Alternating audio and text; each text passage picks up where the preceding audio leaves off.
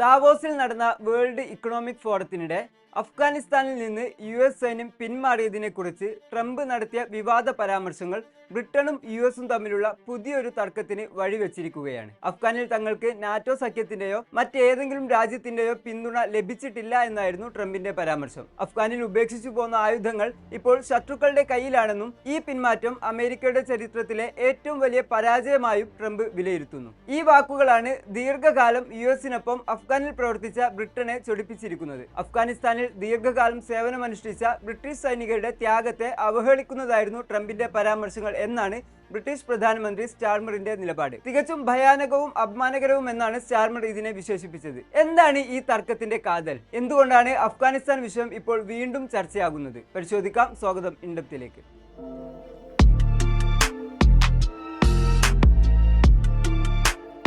സ്വിറ്റ്സർലാൻഡിലെ ദാവോസിൽ നടന്ന world economic ഫോറത്തിനിടെ 2026 ജനുവരി 22-ന് Fox business നെറ്റ്വർക്കിന് നൽകിയ അഭിമുഖത്തിലാണ് ഡൊണാൾഡ് ട്രംപ് ഈ പുതിയ വിവാദ പരാമർശങ്ങൾ നടത്തിയത്. അഫ്ഗാൻ യുദ്ധ സമയത്ത് നാറ്റോ സഖ്യകക്ഷികളായ രാജ്യങ്ങളിലെ സൈനികർ യുദ്ധത്തിന്റെ മുൻനിരയിൽ ഉണ്ടായിരുന്നില്ലെന്നും അവർ അല്പം പിന്നിലേക്ക് മാറി നിൽക്കുകയായിരുന്നുവെന്നും ട്രംപ് ആരോപിച്ചു. അമേരിക്കയ്ക്ക് നാറ്റോ സഖ്യത്തിന്റെ ആവശ്യമില്ലെന്നും അമേരിക്കയെ എപ്പോഴെങ്കിലും മറ്റൊരു രാജ്യം ആക്രമിച്ചാൽ നാറ്റോ രാജ്യങ്ങൾ സഹായിക്കാൻ വരുമെന്ന് തനിക്ക് ഉറപ്പില്ലെന്നും അദ്ദേഹം പറഞ്ഞിരുന്നു. അഫ്ഗാനിസ്ഥാനിലെ ബിഗ്രാം എയർബേസിനെ കുറിച്ചും അവിടെ ബാക്കിയായ ആയുധങ്ങളെക്കുറിച്ചും ട്രംപ് ഈ അഭിമുഖത്തിൽ ചില അഭിപ്രായ പ്രകടനങ്ങൾ നടത്തിയിരുന്നു. അഫ്ഗാനിൽ നിന്നുള്ള സൈനിക പിന്മാറ്റം അമേരിക്കൻ ചരിത്രത്തിലെ ഏറ്റവും വലിയ നാണക്കേടാണെന്നായിരുന്നു ട്രംപിന്റെ വാക്കുകൾ. ബിഗ്രാം എയർബേസ് ഇപ്പോൾ ചൈനയുടെ നിയന്ത്രണത്തിലാണെന്നും അവിടെ അമേരിക്ക ഉപേക്ഷിച്ചു പോന്ന കോടിക്കണക്കിന് ഡോളറിന്റെ അത്യാധുനിക ആയുധങ്ങൾ ഇപ്പോൾ മറ്റ് ശക്തികളുടെ കയ്യിലാണെന്നും ട്രംപ് ആരോപിക്കുന്നു. ഇത് അമേരിക്കയുടെയും സഖ്യകക്ഷികളുടെയും സുരക്ഷയെ ബാധിച്ചുവെന്നാണ് ട്രംപിന്റെ വാദം. ട്രംപിന്റെ ഈ വിവാദ പരാമർശങ്ങളാണ് ഇപ്പോൾ ബ്രിട്ടനെ ചൊടിപ്പിച്ചിരിക്കുന്നത്. അഫ്ഗാനിസ്ഥാനിൽ അമേരിക്കയോടൊപ്പം പ്രവർത്തിച്ച ബ്രിട്ടനെ പോലുള്ള രാജ്യങ്ങളെ ട്രംപിന്റെ പ്രസ്താവനകൾ അസ്വസ്ഥരാക്കിയിരിക്കുകയാണ്. അതിനാൽ തന്നെ ട്രംപിന്റെ ഈ ആരോപണങ്ങൾക്കെതിരെ കടുത്ത ഭാഷയിലാണ് ബ്രിട്ടീഷ് പ്രധാനമന്ത്രി സ്റ്റാർമർ പ്രതികരിച്ചത്.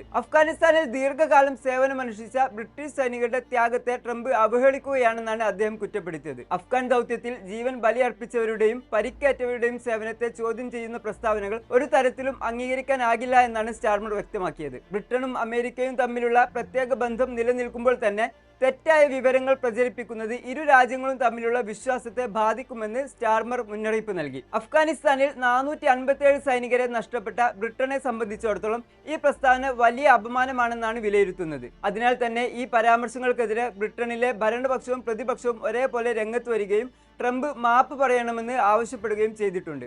ഇതിനെ തുടർന്നാണ് പ്രധാനമന്ത്രി കെയർ സ്റ്റാർമർ ട്രംപിന്റെ വാക്കുകൾ അങ്ങേയറ്റം ഭയാനകവും അപമാനകരവുമാണ് എന്ന് പ്രതികരിച്ചത്.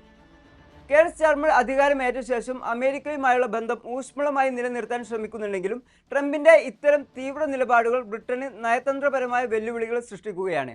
അമേരിക്കയിൽ കഴിഞ്ഞ തെരഞ്ഞെടുപ്പ് കാലത്ത് മുൻ പ്രസിഡന്റ് ബൈഡനെതിരെ ട്രംപ് ഉയർത്തിയ പ്രധാന രാഷ്ട്രീയ ആരോപണങ്ങളിലൊന്നും അഫ്ഗാനിൽ നിന്നുള്ള പിന്മാറ്റമായിരുന്നു.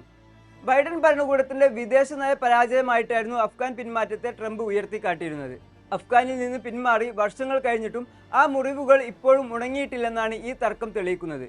രാഷ്ട്രീയ ലാഭത്തിനായി ചരിത്രപരമായ വസ്തുതകളെ വളച്ചൊടിക്കുന്നത് സൈനികരുടെ ആത്മവീര്യത്തെ ബാധിക്കുമെന്ന സ്റ്റാർമറുടെ നിലപാടിന് വലിയ പിന്തുണയാണ് ലോകരാഷ്ട്രങ്ങൾക്കിടയിൽ ലഭിച്ചുകൊണ്ടിരിക്കുന്നത്. അതിനാൽ തന്നെ വരും ദിവസങ്ങളിൽ ട്രംപ് ഇതിന് എങ്ങനെ മറുപടി നൽകും എന്നതിനെ ആശ്രയിച്ചായിരിക്കും ഇനി UK US ബന്ധത്തിന്റെ ഭാവി.